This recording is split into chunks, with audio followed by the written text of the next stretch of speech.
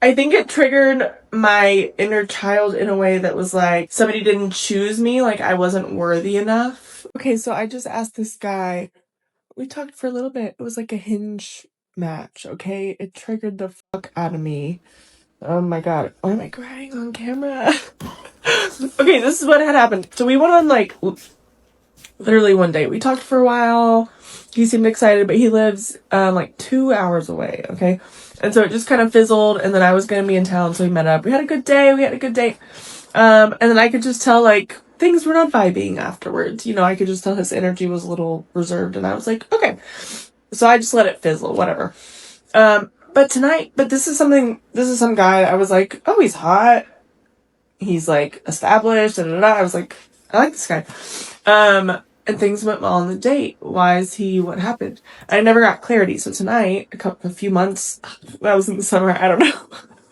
A few months later, I just sent him a voice message and I asked him, I said, hey, I hope you're doing well, blah, blah, blah, blah, pleasantries. And I said, hey, I just would love to know, like, what the disconnect was. Like, what was I thought we had a fun time. The communication was fine. Yada, yada.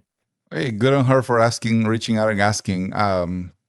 That's commendable. I mean, if things don't work out, it could be helpful if the person's actually going to reply and be honest about it. So let's see what this guy actually had to tell her about it. If he was honest, then I never understood ghosting. I'm really like against that. That's just very silly. But it's so common in today's culture to see people just kind of disappear and others without, I don't see the need for it, but I don't know. Anyway, let's see what what feedback this guy gave her.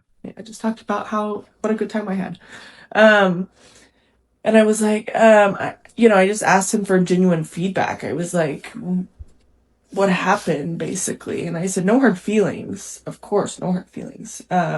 Things just don't work sometimes, whatever. But for my growth, I want to attract somebody that I respect. And right now I'm attracting a bunch of avoidance and I'm, what happened? Anyways. And so I held it together. Okay, guy.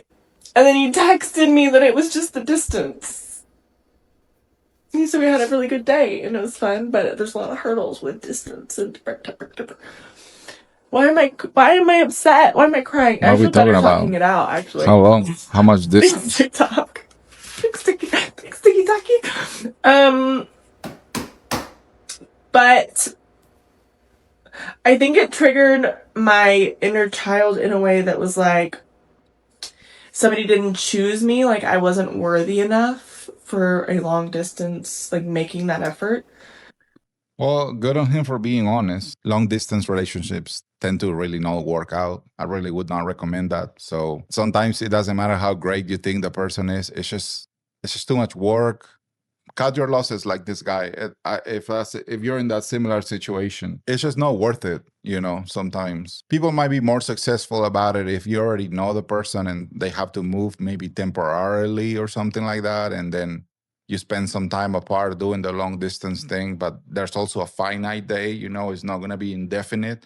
So you're like, okay, from this time to this time, I gotta go to another state, and then we'll visit when we can. We'll keep in touch, and then we'll be back to normal. But when you first get to meet somebody and they're like, I wouldn't even go into the first date, this is just kind of a waste of time too. So, I mean, and maybe he was willing to give it a try, but then it just was not good enough and to be worth it, for him probably. And that's why he agreed to go on the first date to begin with. So yeah, if you're not like fascinated by the date, why keep pursuing it? So made the right choice. Which is hurtful.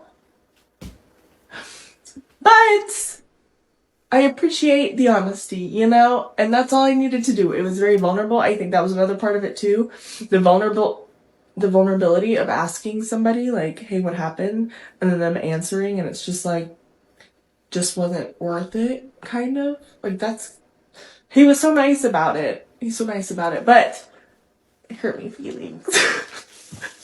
It triggered me. The problem is gonna be with this kind of chick is that now that she's been rejected, this guy's gonna like live in her head for free forever. You know, just rent free apartment right in her head because she's not taking the rejection well, and now she's gonna be obsessing over it. Just some people just love wanting what they cannot have. Have any of you ever asked somebody, maybe they ghosted you, I don't know, ask? It's kind of like, grow, get a little uncomfortable. I sent him a voice message asking him, what was the disconnect?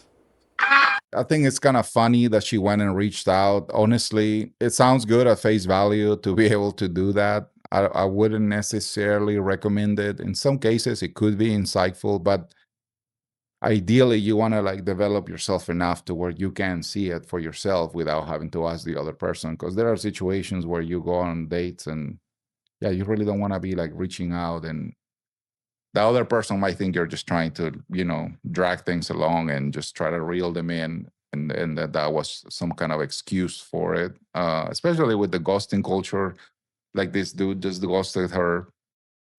Most likely, you're just gonna not get a reply anyway. But you, where you ideally want to be is to where you don't have to really go into this quest to interrogate the person and get some feedback, because again, you should have that from within you. You know, you should have enough wisdom or develop it so that you know what, you already know what went wrong. You don't have to go asking the person, you know. But anyway, short video for today.